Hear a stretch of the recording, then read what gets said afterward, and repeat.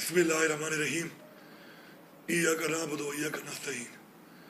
میں اس وقت پاکستان کی ساری قوم سے اور یہ پی ڈی ایم کی پارٹیاں اور یہ فارم 47 کی حکومتوں سے اور پاکستان کے تمام اداروں سے مخاطب ہوں۔ میرے پاکستانیوں، آج ایسا وقت آ چکا ہے کہ اس ملک کے اندر پہلے ہماری عزتوں کو پامال کیا گیا، ہماری چادر اور چار دیواری کو پامال کیا گیا۔ ہم نے ظرف کے ساتھ ظرف دکھاتے ہوئے اس قوم کے لیے، اس ملک کے لیے، پاکستان کے لیے اف تک نہیں کیا۔ لیکن آج وہ وقت آ چکا ہے، ایک ایسا وقت آ چکا ہے کہ اس ملک کے اندر آپ ہم پر یہ گولیاں برسا رہے ہیں۔ آج ہمارے 2 کارکنوں کو گولیاں ماری گئیں، تیسرے کارکن کو گولی لگی، اس کا پتہ نہیں چل رہا۔ اسٹریٹ شیل مار کے 50 سے زیادہ کارکن ہمارے زخمی ہیں۔ ہر 3 کلومیٹر پہ پنجاب کی انٹری سے شروع ہوئے اور ہر 3 کلومیٹر پہ شیل یہ مارتے رہے، گولیاں برساتے رہے، سٹن گرنیڈ پھینکتے رہے۔ یہ پاکستان ہمارا ہے، یہ پنجاب بھی ہمارا ہے، سندھ بھی ہمارا ہے، بلوچستان بھی ہمارا ہے، پختونخوا بھی ہمارا ہے، کشمیر بھی ہمارا ہے، گلیت بلتستان بھی ہمارا ہے۔ میں پورے پاکستان کو مبارکباد دیتا ہوں، سلام پیش کرتا ہوں کہ آپ ڈٹے ہوئے ہیں اپنی آزادی کے لیے۔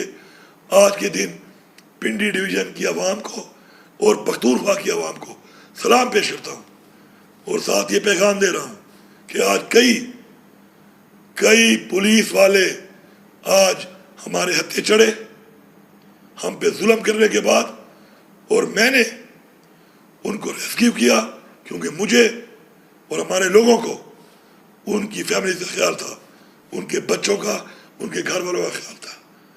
پنجاب پولیس کے وہ نوجوانوں، اگر تم اپنے باپ کی اولاد ہو تو ضرور یہ بیان دینا کہ تم پھنس گئے تھے اور اس کے بعد تمہیں عوام نے چھوڑ دیا، اس ظلم کے باوجود جو تم کرتے رہے۔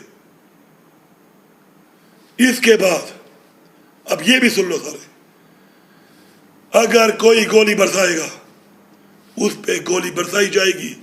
تم 1 گولی چلاؤ گے ہم 10 چلائیں گے، تم 1 ٹیئر گیس مارو گے ہم 10 ماریں گے، تم 1 لاٹھی مارو گے ہم 10 ماریں گے۔